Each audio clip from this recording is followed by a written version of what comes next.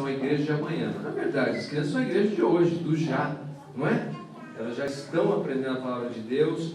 Eu tenho a alegria de ver a Melina, por exemplo, em casa. Ela é uma evangelista mesmo, daquela ainda da moda antiga, sabe, aquele que dá panfleto e que chama a pessoa para explicar o negócio. Ela faz assim, e a revistinha devocional tem que ter uma cota para ela, porque ela já no carro vai e para e entrega e fala para as pessoas. Então as crianças, a gente não pode menosprezar o potencial que elas têm.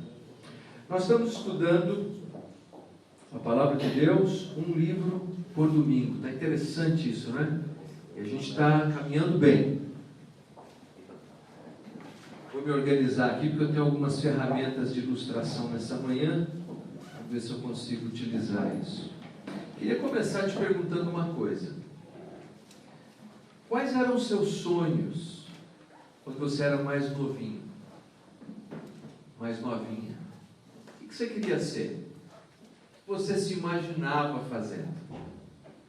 Alguns desses sonhos que nós tivemos foram sonhos de crianças e não faziam muito sentido. Mas alguns sonhos que nós tivemos eram sonhos interessantes e possíveis de serem realizados. Mas em algum momento da nossa vida, nós demos ouvidos às pessoas de que aquilo não era possível de ser concretizado.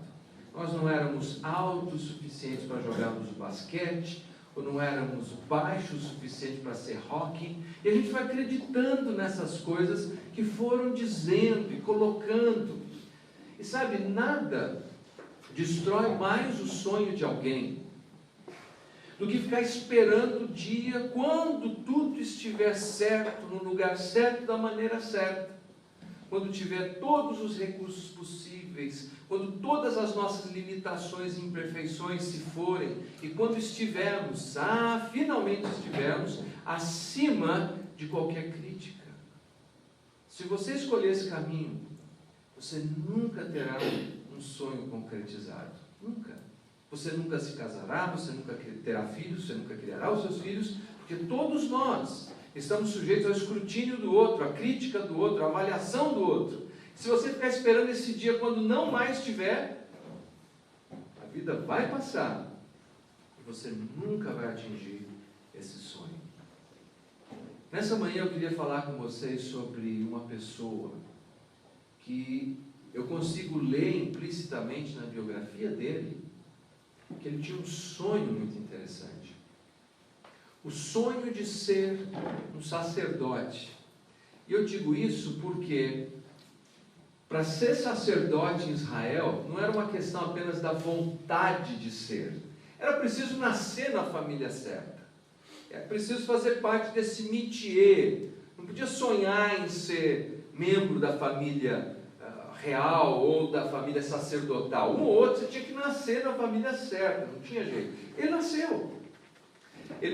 Ele cresceu aprendendo, então, desde pequeno, a como lidar com o templo, a como lidar com as ofertas, a saber como que funcionavam todas as leis previstas no livro de Levítico. Ele aprendeu tudo isso. Mas, aos 25 anos de idade, todo este sonho, todo esse projeto de vida lhe foi tirado de maneira violenta. O nome dele, Ezequiel. Se você tem a Bíblia em suas mãos, eu gostaria que você abrisse, por favor, no livro conhecido como o livro do profeta Ezequiel.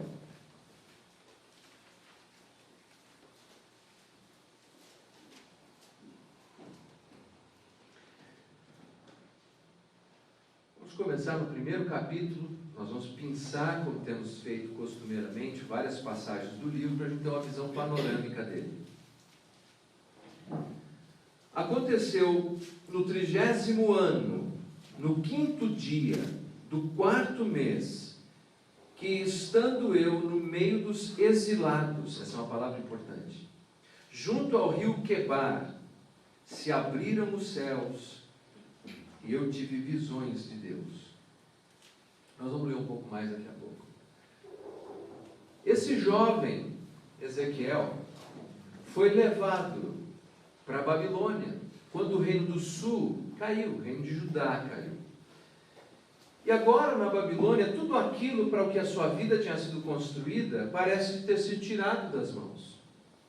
Para que serve um sacerdote sem templo? Para que serve um sacerdote longe de Jerusalém? Para que serve um sacerdote longe do Rio Jordão e às margens do Rio Quebar? Para que serve? Todas as circunstâncias apontavam para o simples fato de que os sonhos, tudo aquilo para o que a vida dele tinha sido projetada, já tinha virado cinza, pó, não voltaria mais, acabou. Como diz o jovem, game over. Acabou. E o sacerdote, ele iniciava a sua carreira exatamente aos 30 anos de idade. E aqui me parece que 5 anos se passaram, e ele está distante da sua terra, distante do seu sonho, distante do seu projeto, dos seus objetivos, dos seus desejos e anseios. E quando ele está completando, ele diz assim, no 30º ano, era agora. Talvez ele estava pensando, puxa, hoje se eu estivesse lá em Jerusalém, se eu estivesse lá em Jerusalém completando o meu 30º aniversário, hoje seria o dia que eu assumiria a minha função sacerdotal, mas estou tão longe de Jerusalém, estou tão longe da possibilidade de concretizar aquele sonho. Como muitos de nós tivemos sonhos, e não apenas alguns não concretizaram os seus sonhos, como outros viram os seus sonhos se tornarem em pesadelos. Casa com o príncipe, acorda com o sapo. Nos contos de fada é o contrário, mas na vida real é mais ou menos assim. Mas nesse dia, eu consigo fazer uma leitura do estado de espírito possível dele. Nesse dia, junto ao rio Quebar, quem sabe pensando no Rio Jordão, diz assim, se abriram os céus, e eu tive visões de Deus. Não é lindo? Ele queria servir a Deus, ele tinha o desejo de servir a Deus, mas era um exilado em outra terra. Mas aqui a primeira palavra que eu gostaria que você memorizasse, recolocação. Recolocação. Deus, ele tem um poder maravilhoso e gracioso de fazer uma recolocação. Hoje, na área de recursos humanos, quando alguém chega no limite da sua carreira e não consegue mais ir adiante, ele precisa de uma recolocação. Pois Deus, ele tem esse poder maravilhoso de apanhar esse moço que tinha sonhado em ser sacerdote, assim, eu tenho uma recolocação para você. Você não vai ser sacerdote, você vai ser profeta.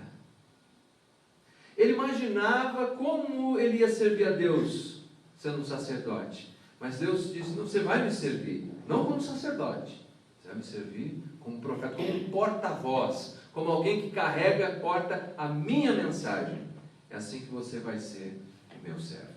E aí o texto diz algo importante, diz assim que ele teve visões de Deus. O profeta Ezequiel inaugura um novo profetismo, chamado profecia apocalíptica. A profecia apocalíptica é aquela que faz uso de figuras de linguagem e de imagens, e por isso não é muito fácil saber quando é que ele está tendo uma visão, ou quando aquilo está acontecendo. E segundo, não é muito fácil entender o sentido das visões que ele está tendo.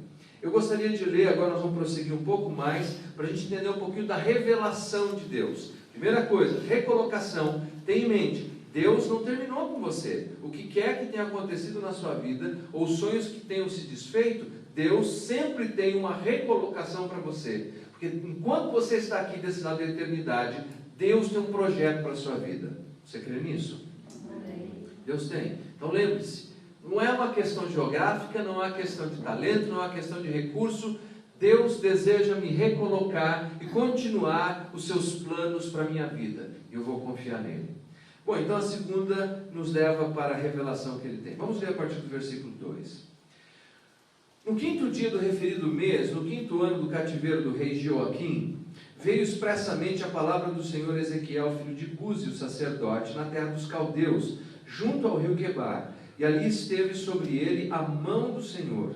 Olhei, e eis que um vento tempestuoso vinha do norte, e uma grande nuvem com fogo a revolver-se e resplendor ao redor dela. E no meio disso, uma coisa como metal brilhante que saía do meio do fogo. No meio dessa nuvem, saía a semelhança de 4 seres viventes, cuja aparência era esta. Tinham a semelhança de homem, cada um tinha 4 rostos, como também 4 asas, as suas pernas eram direitas, a planta de cujos pés era como a de um bezerro, e luzia como o brilho do bronze polido. Debaixo das asas tinham mãos de homem, aos 4 lados, assim todos os 4 tinham rostos e asas. Estas se uniam uma à outra, não se viravam quando iam, cada qual andava para a sua frente. A forma de seus rostos era como de homem. À direita, os 4 tinham rosto de leão, à esquerda, rosto de boi e também rosto de águia. Todos os 4. Assim eram os seus rostos. Suas asas se abriam em cima. Cada ser tinha 2 asas unidas, cada uma à do outro. Outras 2 cobriam o corpo deles. Cada qual andava para a sua frente, para onde o espírito havia de ir, iam. Não se viravam quando iam. O aspecto dos seres viventes era como carvão em brasa, a semelhança de tochas. O fogo corria resplandecente por entre os seres, e deles saíam relâmpagos. Os seres viventes zigue-zagueavam à semelhança dos relâmpagos. Agora vamos em frente. Vamos ver aqui a partir do versículo 22. Sobre a cabeça dos seres viventes havia algo semelhante ao firmamento, como cristal brilhante que metia medo, estendido por sobre a sua cabeça. Por debaixo do firmamento estavam estendidas as suas asas, e de uma direção a de outra, cada um tinha outras 2 asas com que cobriam o rosto, e de um e de outro lado. Andando eles, ouvi o tatalar de suas asas, como o rugido de muitas águas, como a voz do Onipotente. Ouvi o estrondo tumultuoso, como o tropel de um exército. Parando eles, baixavam as asas. Veio uma voz de cima do firmamento que estava sobre a sua cabeça. Parando eles, abaixavam as asas. Por cima do firmamento que estava sobre a sua cabeça, havia algo semelhante a um trono. Como uma safira, sobre uma espécie de trono, estava sentada uma figura semelhante a um homem. Via como metal brilhante, como fogo ao redor dela, desde os seus lombos e daí para cima, e desde os seus lombos e daí para baixo. Via como fogo e um resplendor ao redor dela, como o aspecto do arco que aparece na nuvem em dia de chuva. Assim era o resplendor em redor. Esta era a aparência da glória do Senhor. Vendo isso, caí com o rosto em terra e ouvi a voz de quem falava. Que visão, hein? O Leonardo, que já é quase um pré-adolescente, e eu oro que Deus me dá a graça para que ele seja um ótimo pré-adolescente e adolescente. Ele de vez em quando ele vai descrever alguma coisa interessante, diz assim: pai, isso é muito louco. Aqui é um negócio que é muito louco. Essa visão do Ezequiel é muito louca. Tanto é que alguns teólogos modernos acreditam que ele sofria de algum tipo aqui de alucinação, de catalepsia, alguma coisa aqui. Alguns chegam a afirmar que ele estava usando alucinógenos. Vocês acreditam nisso? Porque, como eu disse, é uma visão apocalíptica. Vamos ver se a gente consegue sintetizar e ter uma ideia do que está acontecendo aqui. Ele tem uma visão de seres, 4 seres. Cada ser tem 4 rostos. Um rosto é de homem, outro é de leão, outro é de águia e outro é de boi. Quer dizer que cada ângulo que ele olha para essa figura, ele vê um rosto diferente. E eles têm asas, e têm mãos, e tem pés direitas, quer dizer assim, como um homem, mas tem a base como se fosse de uma cabra, porque a cabra, quando sobe a montanha, vocês já viram a cabra montanhesa? Ela tem um equilíbrio incrível. Então eles têm estabilidade, mas têm a firmeza e a mobilidade de seres humanos. Mas tem tantas asas, porque eles são ágeis. Quando eles andam para frente, ou para trás, ou para a direita ou a esquerda, eles não precisam olhar na direção ou virar o corpo, porque eles já estão assim preparados em 4 direções diferentes, o que dá maior mobilidade a eles. Eles vão e eles vêm sem gastar nenhum tempo. Eles têm a força de um boi, eles têm a precisão de uma águia, a ferocidade de um leão, a característica sobrenatural de anjos e a sabedoria dos seres humanos. Que coisa incrível é essa? Eles representam, meus queridos, o fato de que Deus nunca está atrasado, nem enfraquecido no seu poder. Não existe tal coisa, porque essas criaturas representam tudo aquilo que existe sobre a face da terra: força, capacidade intelectual, agilidade, destreza, tudo isso está ali preciso, descrito neste ser. Mas não acaba por aí a visão, porque então diz que acima destes seres ágeis, incríveis, existe um trono. Sobre este trono, alguém semelhante a um homem. Deus semelhante a um homem. E nessa visão que ele tem, a mensagem é que Deus está soberanamente assentado sobre todos os seres que você pode conceber nessa terra, sejam homens, animais, anjos ou demônios.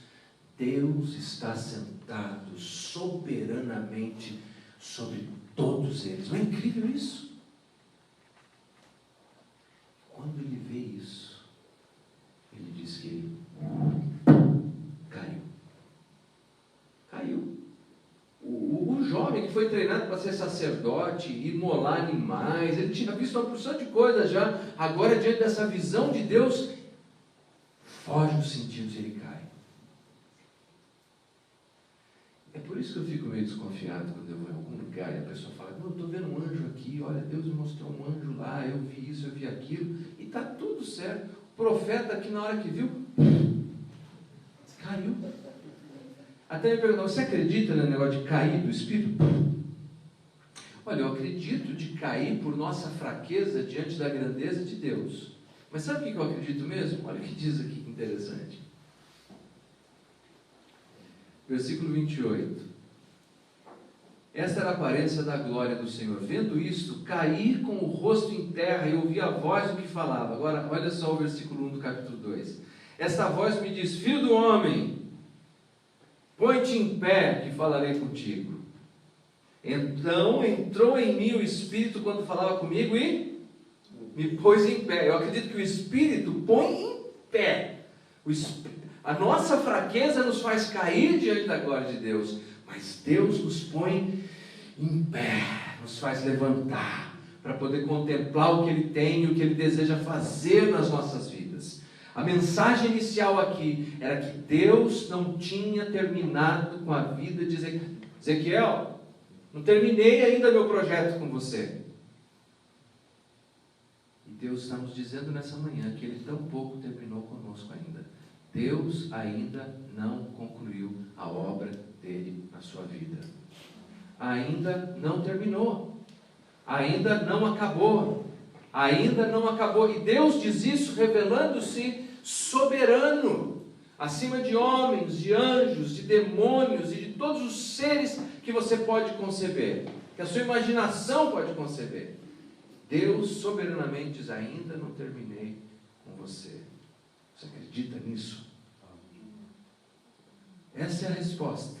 E esse jovem, então, é vocacionado por Deus para ser o profeta. Então nós temos a sua recolocação de sacerdote a profeta e agora a revelação que ele tem. Deixa eu falar um pouco mais das revelações dele, gente. Deus então atribui a ele não apenas a capacidade de falar em nome de Deus, mas ele precisa transmitir a mensagem de Deus de maneira artística e criativa. Mas uma informação a mais antes de adiante. Você notou que entre esses seres criados e o trono, ele diz que viram rodas. Você viu ele dizendo isso? Tem rodas. Rodas. e que essas rodas, eu tinha uma roda melhor para ilustrar, mas sumiu lá em casa, que eu descobri com quem que está. Então a roda girava, ele diz assim, nessa direção. Mas ele diz que dentro dessa roda que girava nessa direção, esse aqui é do ramo da engenharia, né? Tinha uma outra que girava nessa direção, dentro. E que a roda então fazia com que fossem para a frente, fossem para trás, fossem para a direita e para a esquerda, mas também ângulo, igual o bispo anda no tabuleiro de xadrez, a roda também andava em todas essas direções. Não é fascinante? E isso estava debaixo do trono de Deus. Até então, todas as visões que tinham tido do trono de Deus, Isaías, por exemplo, uma grande visão, santo, santo, santo é o Senhor dos exércitos, toda a terra está cheia da sua glória, porque aquilo não é uma canção, é uma declamação que vai aumentando, aqueles seres incríveis, mas o trono do Senhor está em Jerusalém, no templo em Jerusalém, fixo. A visão de Ezequiel agora é que o trono de Deus tem rodas, que giram em todas as direções, e por assim dizer, Deus resolveu o problema de mobilidade divina. O que quer dizer isso? Que Deus não está só em Jerusalém, mas o trono de Deus é móvel, e Deus não é só soberano, mas Deus é onipresente. Deus está conosco em todos os lugares, e Deus está conosco em todas as circunstâncias. Deus estava com Ezequiel em Jerusalém, quando ele caminhava no templo, ainda cambaleante como menino. Deus está com o homem Ezequiel às margens do rio Quebar. Deus está conosco nos bons momentos da vida, mas também nos maus momentos da vida. Deus está presente. Veja que os símbolos aparentemente complexos têm explicações simples, mas extremamente poderosas para as nossas vidas. Deus não está preso à geografia em algum lugar. Deus é soberano e Deus é onisciente. Então a comissão de Deus para ele é a seguinte. Eu não sei quanto tempo eu estou falando já, gente. Estou falando muito tempo, não? Não, ainda dá mais um pouquinho, né? Então, olha, Deus dá a ele a atribuição de não só verbalizar a mensagem, mas criativamente, didaticamente, transmitir a mensagem. Aqui como é que ele tinha que fazer? Não era fácil ser profeta, não. Algumas coisas que ele teve que fazer. Ele teve que se deitar por 390 dias de um lado só do corpo. Não quer dizer que ele ficou os 390 dias, por exemplo, vamos imaginar um local público. Ele ia até esse local público e deitava daquele lado. Todos os dias, por 390 dias. E depois, 40 dias do outro. Aquilo para transmitir para o povo, dizendo assim, esses são os dias que representavam anos, que vocês pecaram contra o Senhor, e por isso vocês vão ser disciplinados por Deus. Outra coisa que ele teve que fazer foi uma maquete. Ele fez uma maquete de barro, de argila, de Jerusalém. Começou a fazer de manhã, numa época que não tinha Facebook, não tinha internet, não tinha televisão. Então você vê alguém fazendo uma maquete em local público, era extremamente atrativo. E as pessoas estavam ali, o que ele está fazendo? O que ele está fazendo? E ele ia fazendo, esculpindo e construindo uma maquete de Jerusalém. E depois ficou tudo bonitinho, todo mundo, olha que coisa linda que ele fez. Que artista! Deixou secar no sol. No fim do dia, quando estava tudo sequinho, ele foi até lá e quebrou tudo. Jerusalém vai cair. Por quê? Porque o povo acreditava que a coisa não era tão ruim como parecia ser. Que os profetas de Deus tinham exagerado. Isso nos leva a um terceiro item importante, que era o fato de que Deus iria retribuir a Jerusalém o tipo de comportamento que Jerusalém tinha tido. A retribuição divina. Deus estava dizendo, vocês estão zombando de mim. Vocês acham que eu não sou um Deus justo? Um Deus que é soberano, um Deus que é onisciente, mas um Deus que é justo. Jerusalém vai cair. O que acontece é que quando os babilônios assumiram o controle político de Jerusalém, 10.000 pessoas foram levadas para o exílio. membros da aristocracia, a nata da sociedade, mas o povão ficou fazendo as mesmas coisas, aprontando as mesmas coisas. Está vendo? Não é tão ruim como parecia. Mas agora ele fez a maquete, Jerusalém vai cair. Não brinquem com Deus, Jerusalém vai cair. Mas não apenas isso, Deus disse a ele para fazer uma outra coisa. Ele tinha que apanhar a barba, e talvez essa seja uma ilustração prática daqui a uns dias, estou esperando um pouco. Ele tinha que raspar a barba, raspar o cabelo, e aí um pouco da barba ele jogou no ar, e um pouco ele cravou uma espada, um pouco ele queimou, ele disse assim, Jerusalém vai cair. Isso aqui tudo, representa Jerusalém. E o povo ficava assistindo essa dramatização da mensagem. Outra coisa que ele fez foi o seguinte, quando a mulher dele morreu, quando Jerusalém foi sitiada, Deus disse a ele que não chorasse. Era uma maneira de mostrar a indignação divina na relação com o povo por causa dos seus pecados. Difícil, emocionalmente difícil. Mas ele teve que entrar num buraco, na muralha, para mostrar o que o rei faria. Mas a pior de todas, na minha opinião, foi a seguinte. Lá, você sabe que o pão era o alimento básico, é como se fosse o nosso arroz e feijão. E para fazer pão, eles usavam uma pedra que era aquecida com algum combustível, por exemplo, madeira. E sobre a pedra eles preparavam o pão para consumo. Mas quando era um período de grande escassez, naquela região não tem muita madeira. Então eles tinham que usar qualquer coisa que encontrassem pelo caminho para usar como combustível. E Deus chamou o profeta e disse assim, você vai usar excremento humano para assar o seu pão. É isso mesmo, gente. É isso aí que vocês entenderam. Excremento humano para assar o seu pão. Era para ele colocar e mostrar a escassez que o povo de Jerusalém viveria. Chegaria num ponto tão profundo de angústia e miséria que eles usariam excrementos humanos para cozinhar. Mas é interessante que o profeta reclamou com Deus. Falou, Deus, aí não dá. Essa daí, esse script, essa aí não dá. E aí, esse Deus que é soberano, onipresente e justo, é também flexível. Ele falou, não, tudo bem. Use excrementos de vaca, então. E foi o que ele fez. Então, como Deus tem uma certa margem de flexibilidade, apesar da sua soberania, e ele fez tudo isso. E a pergunta que me vem é como é que esse homem, aliás, são 3 períodos da vida dele que ele recebe essas revelações, o último ele está acima de 50 anos, como é que ele suportou isso? Porque não era fácil, hein? E além disso, as perseguições, o ostracismo social, como é que ele aguentou servir a Deus assim? Já parou para pensar nisso? Eu acredito que talvez a resposta esteja no próprio nome dele.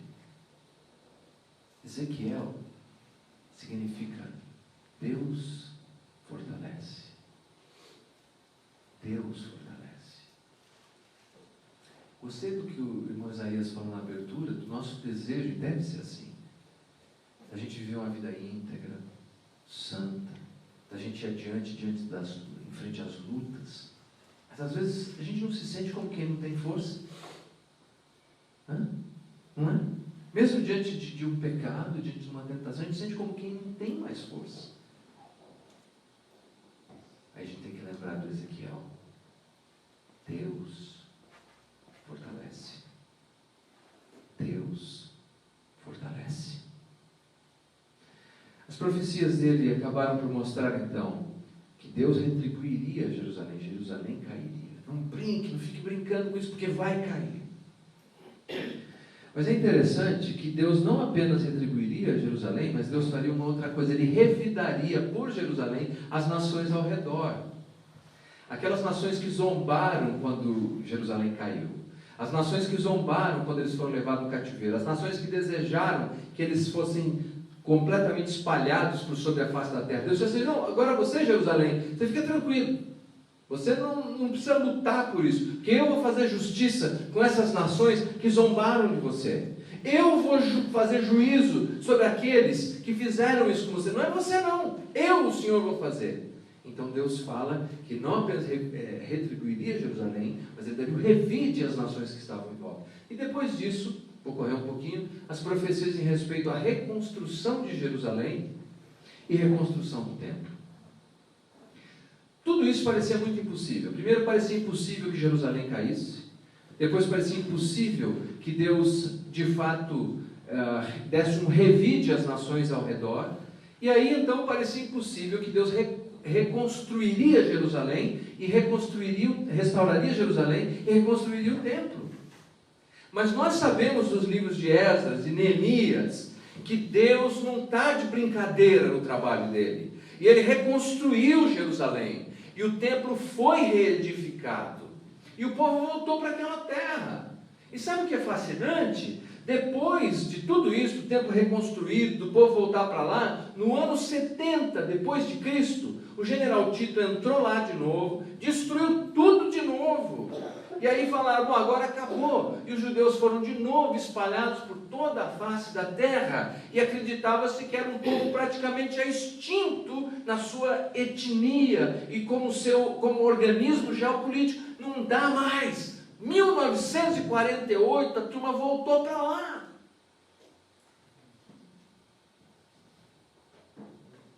Ah, meus queridos,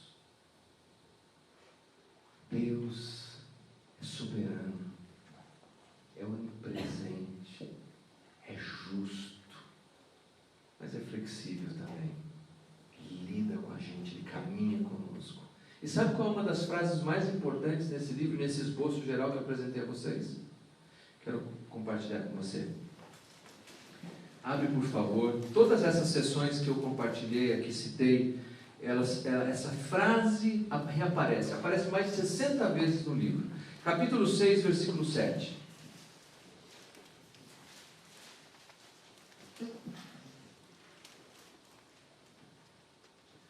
Os mortos, aqui então nós estamos falando daquela revelação de que Deus retribuiria Jerusalém, disciplina, pela disciplina que Deus faria, eles iam saber isso aqui, ó.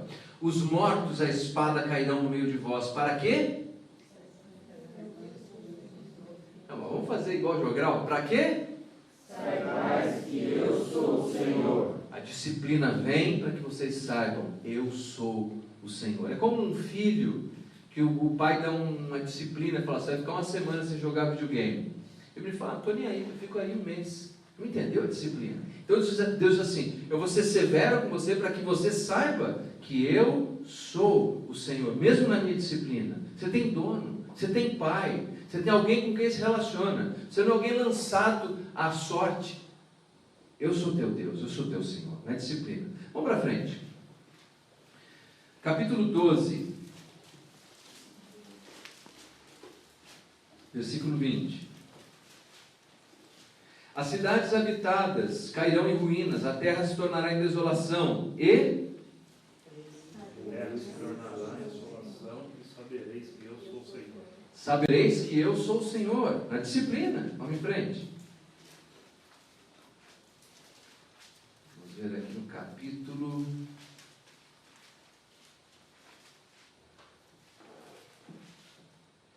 25. Agora, não é a retribuição mais a Jerusalém, mas é Deus dando revide às nações ao redor que zombaram de Jerusalém diante da sua queda. Deus está dizendo que vai revidar, Ele vai devolver a essas nações. Versículo 11. Também executarei juízo contra Moabe e os moabitas. E o que acontece? Saberão que eu sou o Senhor. Olha, eu vou tratar com você, Jerusalém, e você vai saber que eu sou o Senhor. Mas essas nações à sua volta, que estão zombando, que não acreditam em mim, acham que não é nada, eu também vou fazer com eles, e eles saberão que eu sou o Senhor. Vamos em frente. Nós não vamos ver mais de 60 vezes, tá? Fique tranquilo.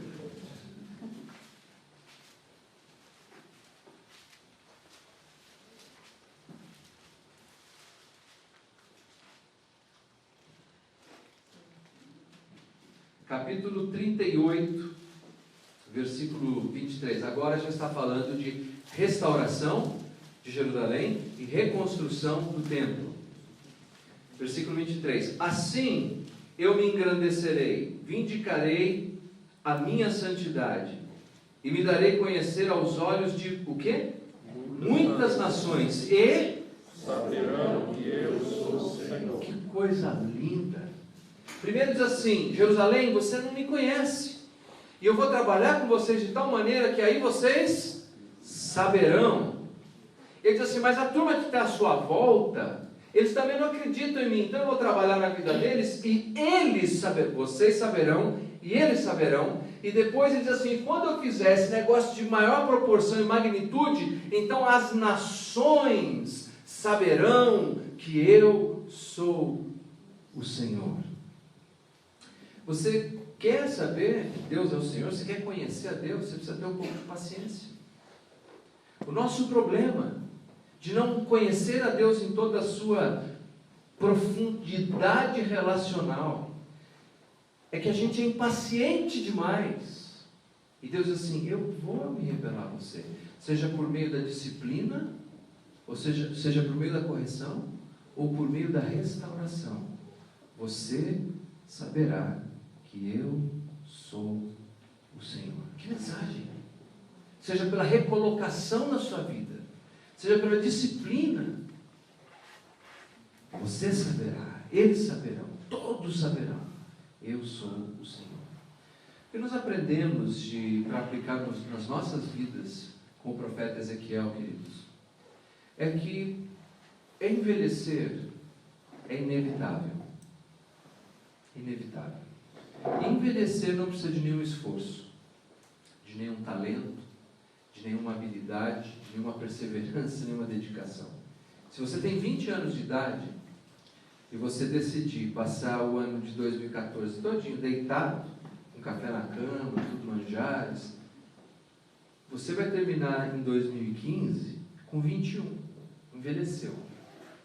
Se você tem 80 e você decidir ir empurrando a sua vida da mesma maneira, sem fazer nada de interessante ou significativo, daqui a um ano você tem 81. Envelhecer não é uma escolha, não precisa de perseverança, não precisa de habilidade, não precisa de talento. Agora, amadurecer, crescer, tornar-se alguém melhor, tornar-se alguém realmente útil nas mãos de Deus, depende da resposta que nós damos às circunstâncias e, mais importante que isso, da resposta que damos a Deus. A questão é como é que você vai responder quando um sonho, uma circunstância é arranhada ou arrancada das suas mãos. Isso vai determinar se você vai só envelhecer na vida ou se você vai amadurecer na vida. Eu, quando comecei, logo no início lá da minha fé, eu tinha uma certeza: é preciso servir a Deus. Eu disse, eu quero servir a Deus. Eu tinha 14 anos de idade, fizeram um simpósio de missões na igreja. E eu fui lá no final daquele culto de missões e tinha uma bancada para quem quisesse ser missionário se inscrever. Eu fui até lá. E eu tenho que confessar a vocês que eu não era bom aluno na escola, fui reprovado, e não vou dizer quantas vezes nem que sério. Mas enfim, quando cheguei lá, para me inscrever para ser missionário, a moça olhou assim, 14 anos, falou, menino, até que série você estudou? Eu falei, não vou dizer qual.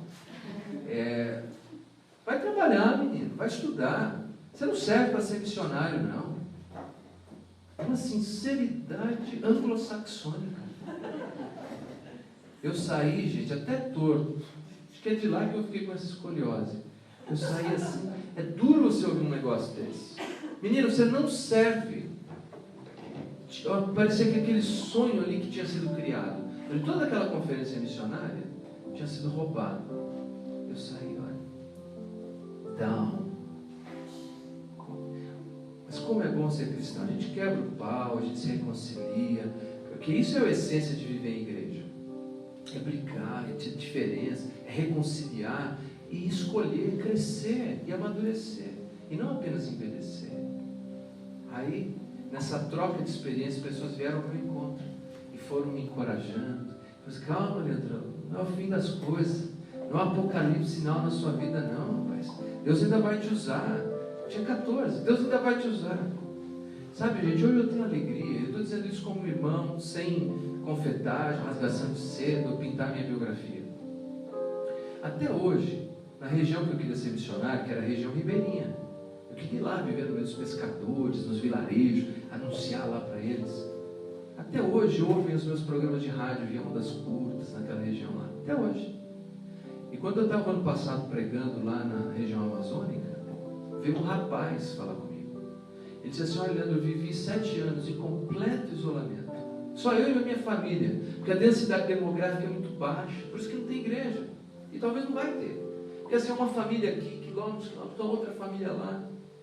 E ele disse assim: olha, Leandro, lá o que nos alimentava espiritualmente era o rádiozinho que a gente tinha com bateria solar. E eu ficava ouvindo lá o seu programa, eu ficava orando e pedindo a Deus que me desse uma oportunidade de um dia te conhecer. E aí, no final daquele culto, estava aquele moço falando comigo, moção, já agora morando na cidade. Ele falou assim: eu posso tirar uma foto com você? Eu falei: rapaz, eu é que quero tirar uma foto com você, que você não imagina como depois de tantos e tantos anos, o que você está me dizendo hoje é um encorajamento tão grande. A gente tem um sonho, a gente sonha com algumas coisas, mas Deus, meus queridos, tem sonhos muito maiores e melhores. Mas a gente precisa decidir responder a Deus, não apenas às circunstâncias, mas a Deus. Dizer: Senhor, não importa, eu estou aqui para te servir, e pode me recolocar, e pode agir, porque no final o que importa é saber que o Senhor é Deus. Vamos ficar em pé.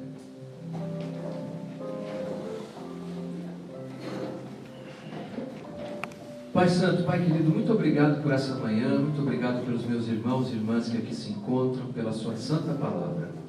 Que o Senhor nos dê graça de aceitarmos, Senhor, aquilo que a gente não tem condição de mudar, mas que a tua graça esteja sobre nós, nos fortalecendo. E que nós possamos entender, Senhor, que nosso relacionamento contigo não está preso a um lugar ou uma situação. O Senhor está conosco.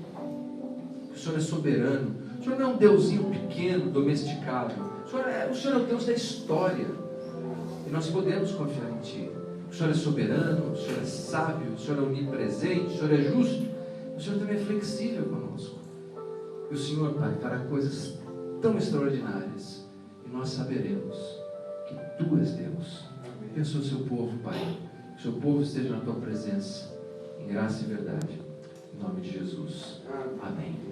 Muito obrigado pela sua presença. Que Deus te abençoe grandemente. Que o amor de Deus Pai Todo-Poderoso, a graça infinita do Senhor Jesus Cristo, a consolação e o encorajamento do Espírito Santo de Deus esteja sobre a sua vida, não somente hoje, mas para sempre. Quem crê, diga amém. Amém. Deus abençoe vocês. Tem um café gostoso lá? Tem um café, uma água. Deus abençoe.